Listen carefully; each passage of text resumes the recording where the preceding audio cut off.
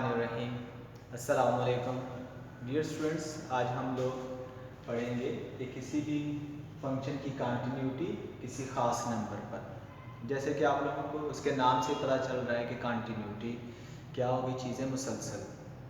अगर किसी फंक्शन का ग्राफ जो है वो कंटिन्यूस है, उससे मुराद क्या होगी कि वो एक या तो स्ट्रेट लाइन होगी, वो बिल्कुल सीधी लाइन होगी, या वो दायरे में या कोई भी कर्व है, वो कहीं से भी ब्रेक नहीं होगी, तो उसको हम क्या कहते हैं, कंटिन्यूस। और इसी तरह से यहाँ पे हमने पूरे ग्राफ को चेक नहीं करना, हमने यहाँ पे कंटिन्यूटी चेक करनी है किसी एक पॉइंट पे, कि उस पॉइंट पे वो कंटिन्यूस है, यानी कि वहाँ पे कोई गैप तो नहीं है। तो ये सिर्फ हम लोगों ने किसी एक पॉइंट पे कंटिन्यूटी चेक करनी है। तो वो कैसे चेक करेंगे, उसके लिए ये तरीका कार है कि जी एक फंक्शन जो है उसको हम कंटिन्यूस कहेंगे किसी खास नंबर c पे, if and only if the following three conditions are satisfied. Conditions क्या है कि जिस पे हमने उसकी कंटिन्यूटी चेक करनी है, वो वैल्यू डायरेक्ट हम फंक्शन में पुट करेंगे और ये चेक करेंगे कि वो डिफाइंड है या नहीं है। डिफाइंड है से क्या मुराद है कि उसका आंसर आता है या नहीं आता। अगर आंसर आ गया तो वो डिफाइंड है, अगर आंसर ना आए, मसलन वो 0 ओवर 0 फॉर्म बन जाए, इन्फिनिटी ओवर इन्फिनिटी फॉर्म बन जाए, तो वो क्या हो जाएगा, अनडिफाइंड हो जाएगा। तो अगर वो डिफाइंड है तो फिर हम नेक्स्ट हम चेक करेंगे कि उसकी जो लिमिट है c पे जिस एग्जिस्ट करती है या नहीं करती। अगर वो लिमिट एग्जिस्ट करती है तो फिर उसके बाद हम ये चेक करेंगे कि इन दोनों के आंसर आपस में इक्वल हैं या नहीं है। अगर इन दोनों के आंसर आपस में इक्वल होंगे तो हम क्या कहेंगे कि वो फंक्शन जो है कंटिन्यूस है उस पॉइंट पे, उस नंबर पे। इसी तरह से हम लोग कह सकते हैं कि इसी स्टेटमेंट को हम इस तरह से भी लिख सकते हैं कि इसकी लेफ्ट हैंड लिमिट लिखें, इसकी राइट हैंड लिमिट लिखें, इनके आंसर चेक करें कि वो आपस में बराबर हैं या नहीं है, और इसी तरह से फंक्शन की वैल्यू उस नंबर पे। अगर ये तीनों आपस में बराबर होंगे तो हम क्या कहेंगे कि फंक्शन कंटिन्यूस है। चाहे आप इस तरह से कर लें, चाहे आप इस तरह से कर लें, ये दोनों एक ही चीज़ है।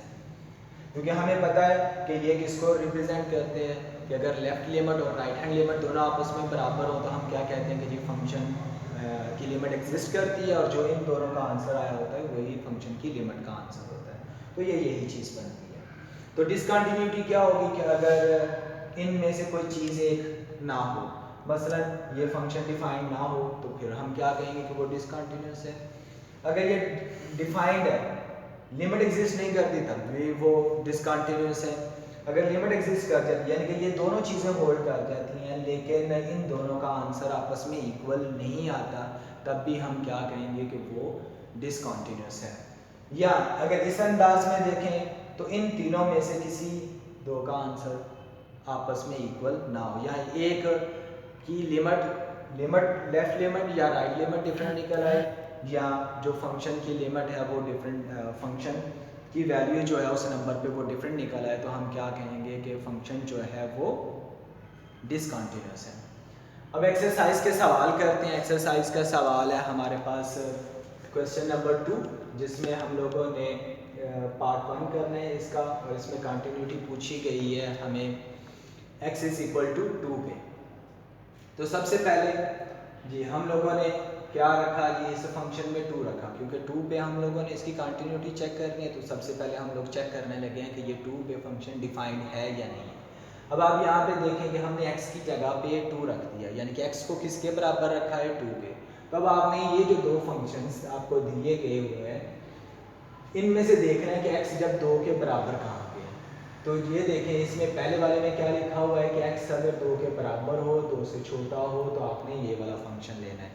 तो यहाँ पे हमने x को 2 के बराबर रखा है, तो हम क्या करेंगे, इस फंक्शन में अपनी वैल्यू जो है वो पुट करेंगे। इसमें नहीं कर सकते क्योंकि यहाँ पे x जो है वो 2 के इक्वल नहीं है, यहाँ पे x क्या है, वो ग्रेटर देन 2। तो इसमें हम लोगों ने x की जगह पे 2 पुट किया, तो ये 2 इंटू 2 4 हो जाएगा, प्लस 5, तो ये हमारे पास इसका आंसर कितना आ जाएगा, 9। अब हम लोगों ने ये देख लिया कि ये डिफाइंड है, अब हम लोगों ने इसकी लिमिट एवेल्यूएट करनी है। क्योंकि ये पीस वाइज फंक्शन है तो इसलिए हम इसकी लेफ्ट हैंड लिमिट और राइट हैंड लिमिट दोनों एवेल्यूएट करेंगे। पहले हम इसकी लेफ्ट हैंड लिमिट निकालते हैं, x approaches to 2 negative. F of X. Two negative से क्या मुराद थी, जैसे हम लोगों ने पहले पिछले लेक्चर में पढ़ चुके हैं कि टू नेगेटिव से क्या मुराद होगी कि टू से छोटा। एक्स क्या है, टू से छोटा है, तो टू से छोटा यहाँ पे हम देखते हैं कि एक्स कहाँ पे है जी।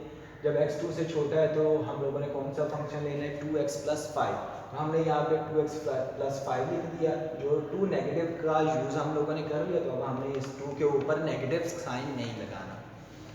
अब हम इसकी लिमिट एवेल्यूएट करेंगे, तो इसमें टू पुट किया तो ये हमारे पास आंसर क्या आ रहा है, 9। इन दोनों के आंसर बराबर है, तो अब हम तीसरी लिमिट यानी कि राइट हैंड लिमिट भी एवेल्यूएट करेंगे। अगर ये बराबर ना होते तो हमने यहीं पे क्या कह देना था कि ये डिसकंटिन्यूअस है। अब हम लोगों ने राइट हैंड लिमिट निकाली है, यानी X approaches to positive. Two positive का क्या मतलब है कि एक्स 2 से बड़ा है। तो हम यहाँ पे इस फंक्शन में देखते हैं कि एक्स 2 से बड़ा कहाँ पे है। ये देखेंगे यहाँ पे लिखा हुआ है कि एक्स ग्रेटर देन 2 है। तो जब x ग्रेटर देन 2 है तो हम लोगों ने ये वाला फंक्शन लेना है। तो ये हम लोगों ने फंक्शन लिख दिया 4x प्लस 1। तो अब हम लोगों ने यहाँ पे पॉजिटिव साइन नहीं लिखना क्योंकि उसका यूज़ कर चुके हैं। तो अब ये इसको पुट करें तो ये हमारे पास क्या बन गया कि 4 इंटू 2 प्लस 1, यानी कि ये आंसर आ जाएगा हमारे पास 9। तो अब आप देखें इन तीनों के आंसर आपस में इक्वल है, यानी कि left hand limit, right hand limit और फंक्शन की वैल्यू डायरेक्ट उस नंबर पे, ये तीनों के आंसर जो है वो बराबर आ रहे हैं। और कितना आ रहा है, 9 आ रहा है। तो हम क्या कह सकते हैं कि जो फंक्शन है ये कंटिन्यूअस है at X is equal to 2 जी। इसी तरह से क्वेश्चन नंबर 3 है। इसमें उसने हमें फंक्शन दिया हुआ है और इसे को 3 रूल से डिफाइन किया गया है। पहले में क्या है कि जी एफ ऑफ एक्स बराबर होगा 3x के। कब ये 3x के बराबर होगा, जब x जो है वो -2 के बराबर या -2 से छोटा होगा। इसी तरह से जो एफ ऑफ एक्स है ये x स्क्वायर -1 के इक्वल होगा अगर आपने x जो चूज़ किया है वो -2 से बड़ा और 2 से छोटा चूज़ किया है, तब आपने जो फंक्शन लेना है वो x स्क्वायर -1 लेना है। और इसी तरह से अगर आपने x जो है वो 2 के बराबर या 2 से बड़ा लिया हुआ है तो फिर आपने फंक्शन जो है वो 3 के इक्वल लेना है, यानी कि ये फिर कांस्टेंट हो जाएगा। At X is equal to -2, यानी कि हम लोगों ने इसकी अब लिमिट एवेल्यूएट कंटिन्यूटी चेक करनी है -2 पे और 2 पे। तो सबसे पहले हम इसकी लिमिट चेक करने लगे हैं -2 पे। तो हम लोगों ने फंक्शन में -2 पुट किया, अब हमने x बराबर रखा है -2 पे। तो अब हम यहाँ पे जो रूल्स है उनमें से देख लेते हैं कि x जो है -2 के बराबर हो तो हमें कौन सा फंक्शन लेना है। तो जब x बराबर होगा -2 के तो हमने लेना है 3x। तो इसमें हम लोग 3x में x की जगह पे -2 पुट करेंगे और इनको मल्टीप्लाई किया तो हमारे पास इसका आंसर क्या आ गया, -6। अब इसी तरह से G right hand limit, left hand limit x approaches to -2, इसके ऊपर नेगेटिव लगाना है। ये माइनस जो है ये 2 की माइनस है। इस माइनस का क्या मतलब है कि x जो है वो -2 से छोटा है। तो अब यहाँ पे देखिए कि x -2 से छोटा कहाँ पे, ये वाला, इसमें 3x। तो 3x ये हम लोगों ने लिख लिया, इसके ऊपर जो माइनस का साइन था वो हम लोगों ने खत्म कर दिया। अब यहाँ पे x की जगह पे हम लोगों ने -2 पुट किया और इसका आंसर कितना आ गया, -6। तो इन दोनों के आंसर इक्वल आ गए। अब हम लोग राइट हैंड लिमिट एवेल्यूएट करते हैं। राइट हैंड लिमिट एवेल्यूएट की, इसमें x क्या देखना हम लोगों ने कि -2 से बड़ा है। तो -2 से बड़ा यहाँ पे कि x क्या है, ये -2 से ग्रेटर है। तो ये हम लोग फंक्शन यूज करेंगे x स्क्वायर -1। तो यहाँ पे हम लोगों ने x स्क्वायर -1 लिखा, इसका आंसर देखा तो इसका आंसर क्या आ गया, 3। तो ये इन दोनों के इक्वल नहीं है, तो इस वजह से हम इसको क्या कहेंगे कि ये क्या है, डिसकंटिन्यूअस। यानी कि यहाँ पे हम लिख सकते हैं कि left hand limit right hand limit के इक्वल नहीं है, तो इस वजह से ये फंक्शन जो है वो डिसकंटिन्यूअस है। कंटिन्यूटी के लिए क्या जरूरी है कि इन तीनों के आंसर आपस में बराबर आते हैं जी। अब हम लोग इसकी कंटिन्यूटी चेक करते हैं at x is equal to 2।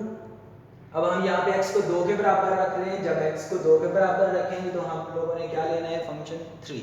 तो हम लोगों ने यहाँ पे ये 3 लिख दिया। अब यहाँ पे x वगैरह नहीं है तो जिसकी जगह पे 2 पुट करें तो यहाँ पे सिर्फ इसका आंसर क्या आएगा, 3 ही आएगा। अब हम इसकी लेफ्ट हैंड लिमिट निकाल रहे हैं, limit x approaches to 2 negative, यानी कि जब x 2 से छोटा होगा। x 2 से छोटा हो तो ये वाला फंक्शन यूज करेंगे x स्क्वायर -1। तो यहाँ पे हम लोगों ने x स्क्वायर -1 लिखा और इसमें वैल्यू पुट करके हमारे पास आंसर क्या आ गया, 3।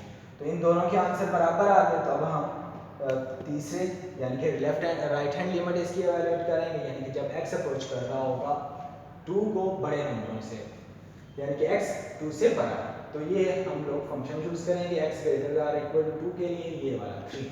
तो यहाँ पे हम लोगों ने 3 लिख लिया, तो ये हमारे पास इसका आंसर क्या आ गया, 3 आ गया। तो अब आप देखें इन तीनों के आंसर जो है वो आपस में बराबर है।